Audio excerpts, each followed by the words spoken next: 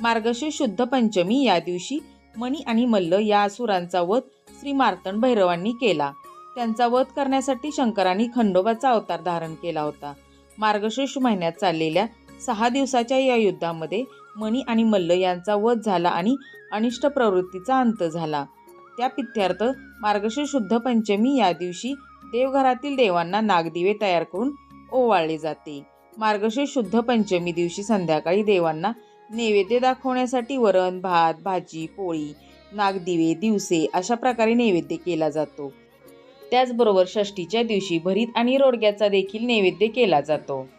आजच्या व्हिडिओमध्ये आज आपण खंडोबाचे नवरात्र या दिवसामध्ये पंचमीच्या दिवशी बाजरीचे नागदिवे केले जातात आणि या नागदिव्यांनी देवांना ओवाळले जाते. तर हे बाजरीचे नागदिवे कसे करायचे आणि त्याचबरोबर षष्ठीच्या दिवशी भरीत आणि रोडग्याचा नैवेद्य खंडोबाला दाखवला जातो. तर हा